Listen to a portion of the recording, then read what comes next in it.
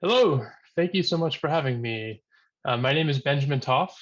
I am a assistant professor at the University of Minnesota, as well as a research fellow at the Reuters Institute for the Study of Journalism at the University of Oxford. I'm going to talk to you a little bit today about a project I've been working on at Oxford, studying trust in news across multiple countries and media environments over the last couple of years. Um, Share my screen here.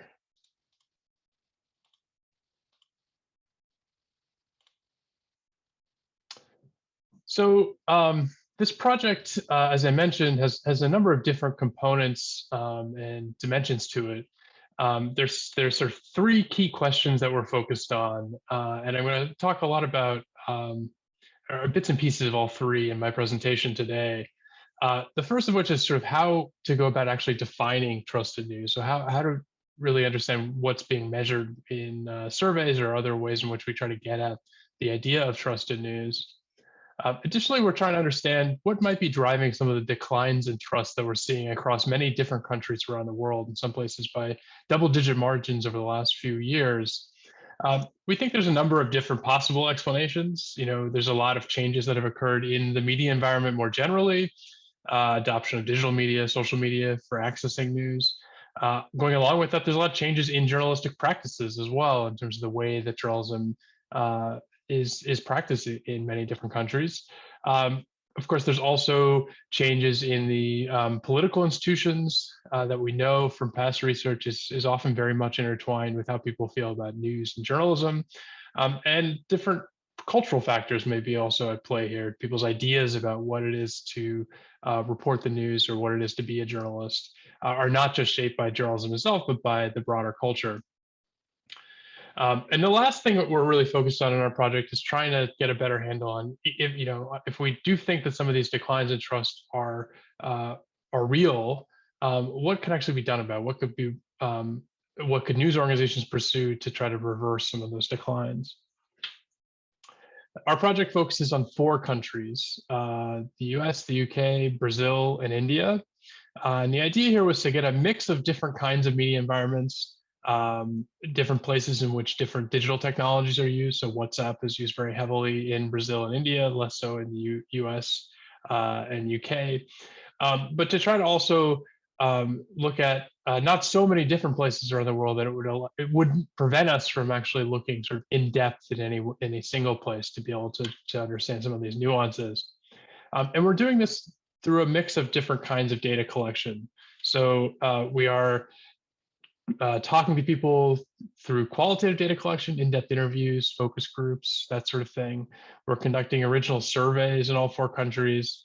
We're also planning to do some tracking studies where we actually can observe what websites people are clicking on and navigating to on their desktops or mobile phones, and trying to link that with some of the survey data, as well as some experiments that we're hoping to try to, as I mentioned, understand better and collect some data around what actually works to try to build trust with different audience segments. I'm going to mostly focus on these three things in the remainder of the presentation. So I'll start with sort of how we're thinking about understanding trust in news, what we mean by the concept of trust. Second, I'll focus more on some of our findings when it comes to speaking to audiences about their perspectives around what trust in news means to them. And then lastly, I'll talk a little bit at the end about some of the things that we think are most promising in terms of what to do about it. So when it comes to understanding what we mean by trust in news, we think it's important to specify in greater detail than often is done what you actually mean by trust and what you actually mean by news. Um, the latter part, I think, is maybe more straightforward. Um, Trust in news is often measured in a sort of general overall level. We talk about trust in news in a single country overall.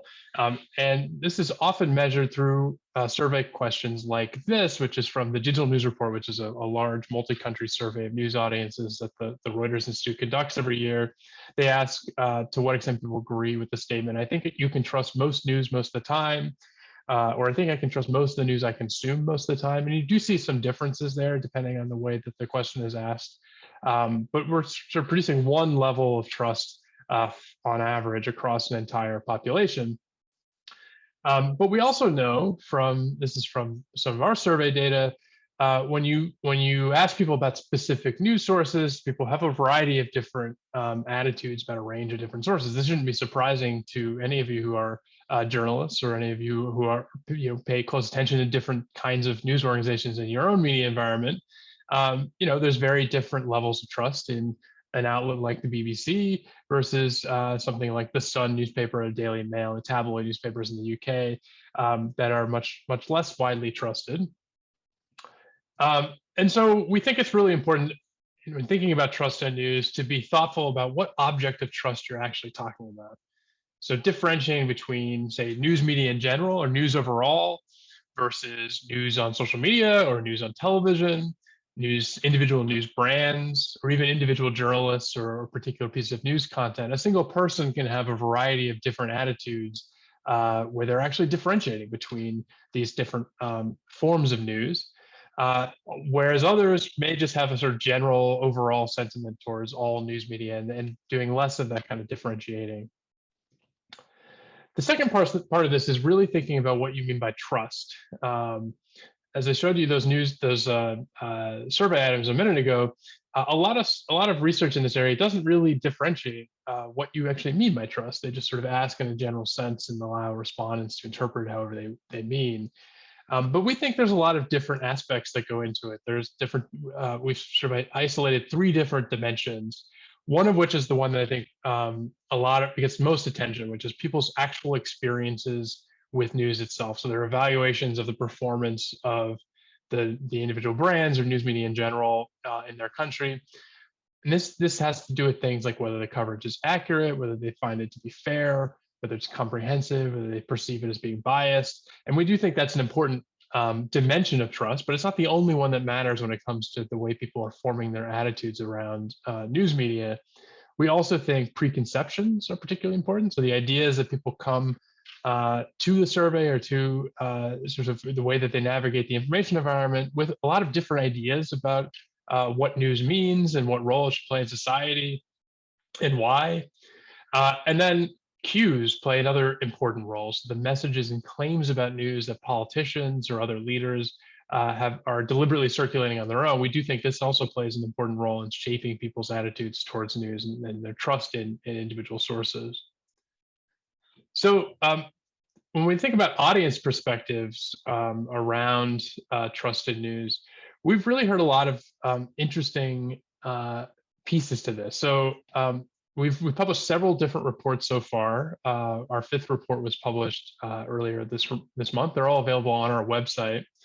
And we've tried to get at this in a variety of different ways. We began our project by actually talking to journalists to get their perspectives on some of these issues. And then we've done a series of in-depth interviews, focus groups, most recently surveys, as I mentioned, and then most recently we did another series of interviews with people in all 4 countries where we actually paid attention to what they looked at, what they paid attention to when they were using Facebook or using WhatsApp or searching for news on Google, what kinds of things I actually paid attention to when they were forming decisions about what was trustworthy or what was credible, what was not.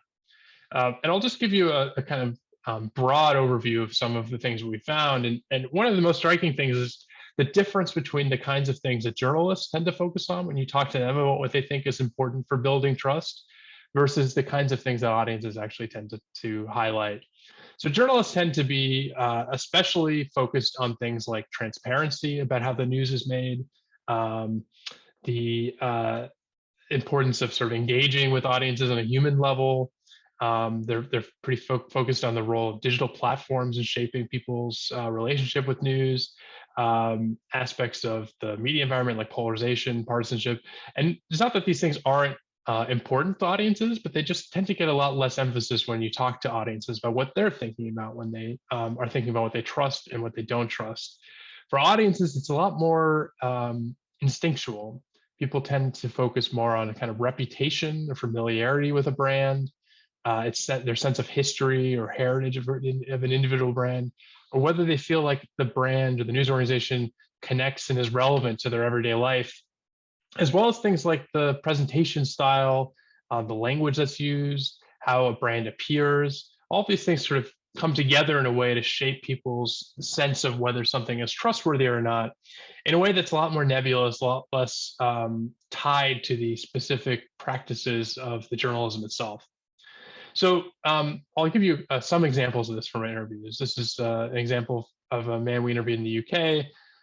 He said, "It's hard to put into words because it's very instinctual. I don't really think about it. I just have a general feeling, really. I suppose I trust if it comes from a major publication that I recognize. It's some random page that I have no idea about. They rarely come up, but it's more questionable." Another example from the UK, Deborah says, "As daft a reason as it sounds, I always remember my granddad saying he would only trust the BBC, and I guess I grew up conditioned to think that." Gives you a sense of how important those preconceptions or those cues are in terms of shaping people's attitudes. And then one example of focus on stylistic differences in appearance. A woman in India told us a lot of it has to do with language as well. When I see something that has been written well, grammatically and otherwise, that does lead you to trust it because you can see that the person who's written it obviously has studied a lot, has studied the language, has a good command of the language. Another piece of this that we've really spent a lot of time focused on as a result of our interviews with audiences is trying to rethink getting beyond just the binary of high trust or low trust. The idea that high trust is good and low trust is bad. That I think there's a lot more nuance here. What you really want is people to be selectively trusting or differentiating between the sources in their environment. You don't really want people to be generally trusting of almost every news source or all news sources, or generally untrusting of virtually every source that they encounter. And so, in our report published last summer, focused on some of our survey data, we tried to divide up the sample into these three different groups: so the generally untrusting, the selectively trusting, and the generally trusting, based on their responses to trust in 15 different brands in their countries. And then we looked more deeply at what kinds of systematic patterns we found around the population of people who are generally untrusting, people who lack trust in most sources in their environment. And we found some interesting variation across countries, but also a lot of similarities across these four very different countries. They tended to be older, they tended to be more male, they tended to be less likely to be college educated, and they were often overrepresented in smaller towns and rural areas. And again, this is that generally untrusting group who not only lack trust in most of the organizations, if not all of the organizations in their country, but in some cases that is explained by never having heard of many of those organizations as well. So it's broader than just kind of the most vocal, ideological, outspoken critics of news. It's often a kind of indifference towards news. And so while there is some overlap with what you may be thinking of in terms of very politically engaged people who are critical of news, this population tends to be less interested in politics altogether, less engaged, knowledgeable about how news is made, and also less interested in even knowing about how news is made. So we got this through certain questions in our survey. Like, I'll show you a couple examples. We asked people to what extent they agreed with the statement that news organizations understand people like me or don't understand people like me. And you see overall sort of roughly even divide between people who felt that news organizations tended to understand people like them. But among that generally untrusting population, far lower percentage of them agreed that that was the case. Another example, we asked people for their agreement with statements like news organizations should give ordinary people a chance to express their views on public affairs, or news organizations should provide analysis and interpretation of complex problems, or news outlets should communicate in ways that are easy to understand. And what you see is, although there's sort of widespread agreement with all of these statements across all four countries, every single one of them was far lower levels of agreement among this generally untrusting group. So this is why we say they tend to be more indifferent towards news, which is a little different than thinking about them as sort of definitely hostile towards news overall. So we're thinking about audience perspectives on trusted news. They tend to be a lot more focused on kind of observable characteristics of news outlets' branding and reputation. They're often talking about likability of a given news outlet as a kind of shorthand for whether something is trustworthy, whether they see it as relevant and reliable, and less focused on the editorial practices on transparency, on disclosure, on the sources of funding. when they're differentiating between outlets. Not that those things never matter, but to most people who are not particularly engaged with the ways in which journalism is made, it's not sort of top of the mind in terms of what they're thinking about when they think about whether something is trustworthy or not. So, lastly, what to do about declining trust in news? Um, we, in December, convened a series of roundtable discussions with journalists in all four of these countries. And we talked about some of the things that their newsrooms were engaged in to try to build trust with specific audiences. And a few insights came out of those conversations. We heard a lot of examples of routes to building trust focused on editorial initiatives. So again, like our first series of interviews, a lot of attention to things like accuracy of the reporting, differentiating between fact and opinion, and providing readers or viewers with sort of more cues around how to do that, more information around differentiating. Trying to target coverage to better serve audiences that may be underserved currently by previous coverage, focusing on things like transparency, or humanizing the people behind the reporting. So we heard a number of strategies along these lines, which we do think are important for engaging with particular audiences, particularly those who are already sort of most engaged and most interested in news, who are most likely to pay attention to things like mission statements or disclosure about advertising or financial models. We also heard some examples of what we call engagement initiatives. So things like partnering with trusted third-party organizations that are trusted within certain communities to try to be a bridge to engaging with communities that are not already, not already trusting of the news organization itself. Trying to build relationships with audiences through coverage of cultural affairs or through holding of events or focusing on lifestyle and consumer coverage, which are often not thought about as being particularly important for building trust, but may be really important for building a kind of regular day-to-day relationship with audiences where they have a routine and a habit and a connection to the brand that sort of builds up that reputation of familiarity over time. And then lastly, strategies around listening or conversing with audiences in different ways as well. So using digital technologies, especially to sort of build groups or feedback routes to feedback with audiences. Of course, doing this at scale is one of the major challenges, and doing this in a way that it doesn't get inundated by kind of all of the toxic communication that can go on digital platforms is one of the major challenges that people talked about. But overall, we noticed some important differences across organizations. Most were typically focused on things like deepening trust with audiences that were maybe already relatively engaged, relatively trusting of them, and very few focused on broadening trust with the broader public or with the public overall. And this makes a lot of sense particularly for commercial organizations, but also nonprofit kind of niche news organizations.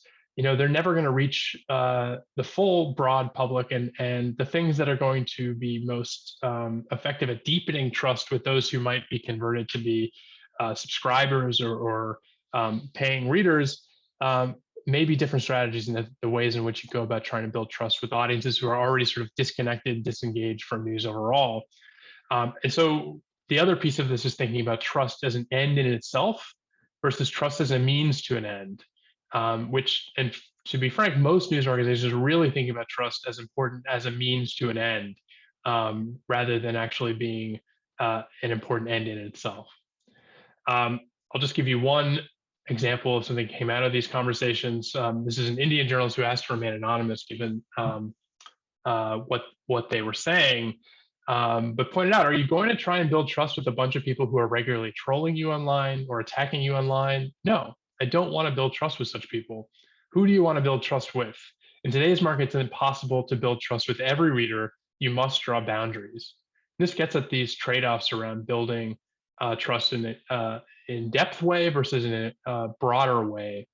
And that's one of the things that we really want to focus on more as the project continues. And I hope will be useful for your conversations today. There's not one approach that fits all news organizations when it comes to building trust, in part because how you go about building trust with different audiences may very much depend on some of these trade-offs. Engagement with audiences. Transparency may work for particularly interested and engaged audiences who are already maybe somewhat trusting of you or of news overall, but it's likely to be very much less effective when it comes to engaging with the kind of least trusting among the public. And I think there's a possibility in some cases of even backfiring with some audiences who see it as maybe self-indulgent, who may just not want to be that involved in the day-to-day aspects of news coverage. They just want to know what the facts are. They want it to be sort of black and white and simple and straightforward. And that's something we hear from a lot of audiences, particularly those least trusting. And then the third thing that we're really focused on in the rest of this project is trying to understand the role that digital platforms may play in shaping those perceptions of news organizations' identities and branding. Many news organizations, many journalists and news organizations we talk about this feeling of being held captive to platforms and the decisions that they make around their algorithms or the way that their information is displayed. And it's a major frustration with a lot of news organizations that know that to build relationships with younger readers or audiences in the next generation, that they need to be active and engaged on these platforms at the same time. It comes with a lot of drawbacks and a lack of control in many cases. And so some of those opportunities for engaging in new ways in these platforms come with a lot of caveats that many news organizations were struggling with and continue to struggle with. And so we hope, particularly around some of the experiments we're doing, to be able to provide a little bit more guidance around what works and for whom. I will leave it at that. And thank you again for inviting me to share some of our work.